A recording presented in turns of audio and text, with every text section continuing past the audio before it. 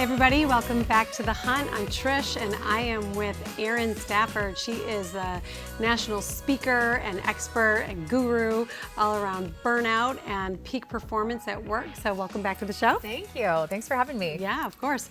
So, we've been talking a lot about just the feeling of burnout and, how you try to move your way and navigate out of that. But let's dive into, I love the way you say it is, escape type A, and that's escape the type A trap. Escape the type A trap. Such a great way to put it, because when you're growing up and people say, oh, she's going to be the CEO of a company someday, or she's so bossy, or she's going to be a great leader, but it starts so young, right? Yeah. And it is a positive thing, but when you overdo a positive, it can turn into a weakness. Yeah, that's one thing that I talk about, like this skill, being type A, being this motivated, driven overachiever. Yeah. It's like what gets you through the beginning part of your career. It's what helps you succeed and helps you grow and like get the good job and get the next good job and become the manager and then the boss or whatever. Right. But that skill that is so coveted early on in our careers can be the very thing that like leads to our demise later. So, sure. And it's hard because you keep getting all these positive reinforcements when you are this person. You're like, oh, I got a promotion. Oh, I got a raise. Oh, I got this next better job, Absolutely. And then all of a sudden it just catches up with you and you're like, oh, well, this sucks. I'm also just running myself into the ground. Also exhausted, yeah. Yeah. But I think it's true. There is some sort of expectation. I think that you grow up, you go to college, you get a job, and I have noticed. I own 3 millennials myself. Well, 2 millennials and a Gen Zer, I think he is. But you have to almost say, wait, what are my expectations versus why do I even have expectations, and what makes you happy? Yeah. And so did you learn a lot from people through COVID? Because I'm thinking of my youngest right now when he missed basically his last 2 years of high school because of COVID. And it became really clear that, college was maybe not the right path for everyone, even though it was the traditional path in so many families, right? Yeah. But having a skill, having a trade is really what's going to put a roof over your head. Yeah. And more importantly, what makes you happy? Yeah, I think that's really the key. And one of the mindset shifts that I talk about is decoding your flow. So like instead of being obsessed and destination focused, it's like getting really crystal clear on how you want to spend your time. And I think so many type A's, we become fixated on like this end goal. And because we've said we were going to do it and we've told people we're going to do it, we just obsess about doing it. And then we could get halfway into it and be like, you know what?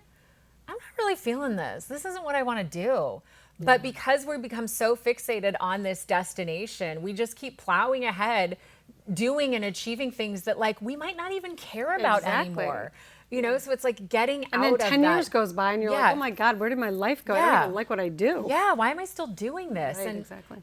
I'm certainly never that person that's like, quit your job, follow your dream, like we all have to pay our bills, but it's like, how do you incorporate those elements of your passion, your hopes, your goals, your dreams into your daily life? And it takes time, but you can incorporate these small little shifts, and some of them are bigger shifts, but a lot of the things I talk about are just doing small little shifts. So one thing I talk about is, slowing down to speed up. I think we all get in this rat race of like, go, go, go, go, go, go, go.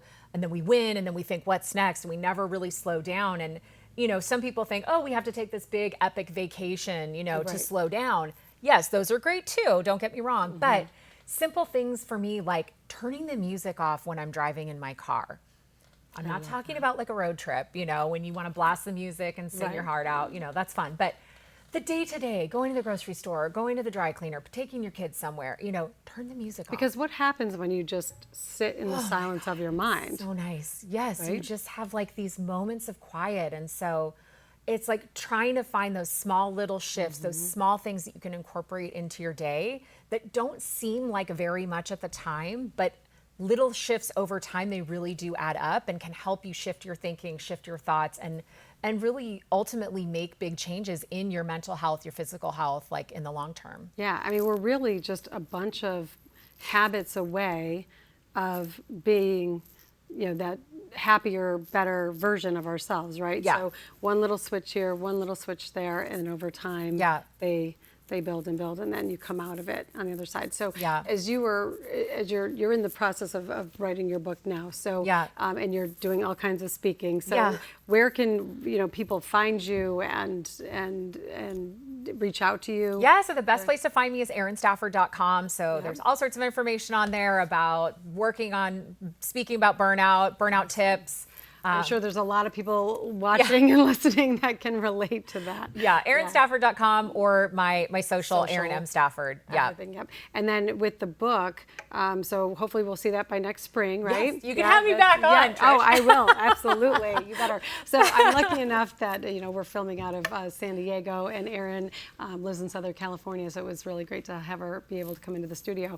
But we'll definitely have you back on. But I think this is going to be, because what you're talking about, it transcends ages, Yeah. it transcends generations. Well, and it's not just for people at work. I mean, you can burn out being a stay-at-home parent. Absolutely. Like, yes, you're allowed to delegate things as a stay-at-home parent, so all of these mindset shifts I talk about, they're not just for like leaders in the workplace, they also are for the stay-at-home parents, Yeah, and so do people just attack you after one of your keynotes? Okay, what do I do about this? What do I do about that? Yes, a lot of times they're in tears. So I go into a lot of detail about my fertility journey and all of the garbage that happened in my life, the last year or so.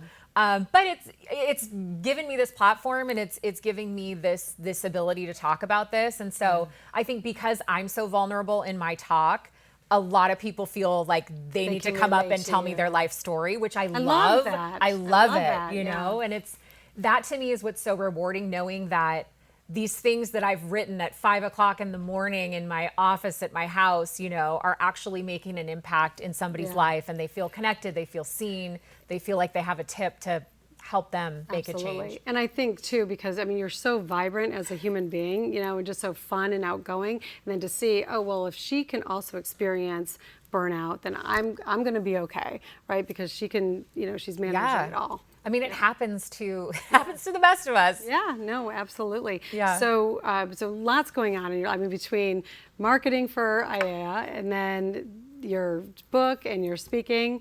Yeah. So, are you handling everything okay? I am, because and I'm actually your recent newlyweds. So yes, congratulations. recently married a month ago. Yeah. I really am, because I mean, trust me, I by no means have this all figured out. Like, burnout it's a work in progress. It's constantly something that I have to work on. But I feel like the mindset shifts that I've worked on and that I talk about are really helping me. And like I said, like the simple shifts, the 1 degree shifts that Eric Termende talks about are really helping. Turning the music off in my car, or when I'm feeling flustered, just asking myself, okay, what's better than for my health?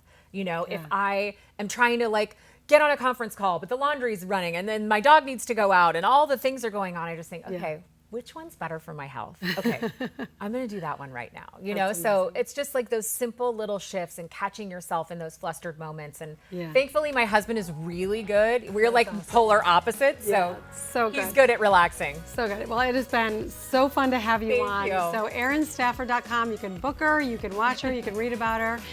Thanks for watching. We'll be back in a minute. You're watching The Hunt.